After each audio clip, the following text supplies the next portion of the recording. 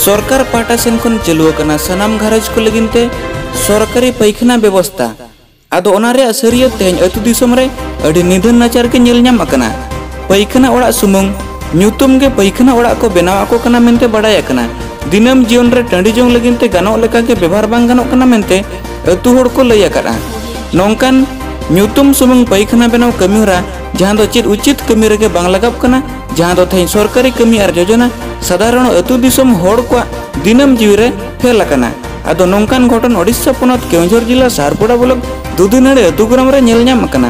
आदो देलाबन अतु दिसम रे सरकारी पैखाना योजना तीना सरी तीना एड़े चलु अकना ओना रेया सरियत बेराबन बड़ाया अबुई रिपोर्टर रामेश्वर मुंडा गमके तिकिन साव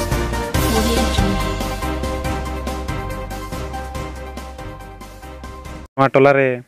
मिटांग कुना मुंडा ओड़ा लिंग हेज अकना चे को ओड़ा रे मिटांग पैखाना बनाव का दो उडी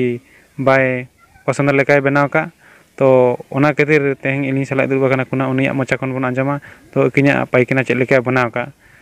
दो अबिना पैखाना चे लेका बनाव का कटिज मेन बेना दो बेसे बनाव का दो ना पणसन बायला ले ओना बइन कुसियादा आर हन आर मिटांग होय रिया आले हड़ मेना ले 15 जन बारिया पैखाना बनाव रे कथा अदो मिटांग गे बनाव दिया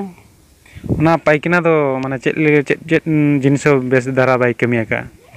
नवा पैखाना दो माने लतार हन दिरी बैसव पणसन लाकाते आर ओना दिरी बस ये रकाब करते हन पड़से रकाब के खान ओना ये इटेते जोड़े किया हन इटे सुमुंगे जोड़े का धीरी में बनु आदो ओना दाग लगित कुंडो होय बनाव का दाग लगित कुंडो हुडिंग बनाव ᱧᱚᱜ का दो ओना दाग कुंडो दो बाबिन पसंद कना बालिन पसंद कना ओना हो माने ओना दाग कुंडो दो चेत लेका माने बनाव रेना कथा आर कटि सेना धरा बनाव लेखान ओना गान कोआ अदो हुडिंग बनाव का दो ना मिट सुपड़ी दा हो बाय सावा तो नितो अबिन चेत बन उयरे आचे ओना बेस धारा बाय बनाव कन खातिर अबिन चेत बन उयरे नितो चेत लियो हेरा दो बनाव खाने बेस धारा मरान धारा बनाव मा खुंडो हो तो हुडिंग बनाव का ओना को बोलिन कुसिया कना लिया आदो ओना दाग लगित चेत ये को व्यवस्था का चे बाय व्यवस्था का बाका दो चेत लेका दो ओंडे दाग दो बन सेटरा दाग लगित दो बाय व्यवस्था का ओने दो दाग दो आम लोटा सब कते इदी में दाग दो ओना मिट लोटा ते दाग दो हुयु आनते मिट लोटा दाग ता बाय हुयु कान दो चेत लेका याम आदो चेत लेका ओना दाग रे ना बाय जुगा जुगी का दो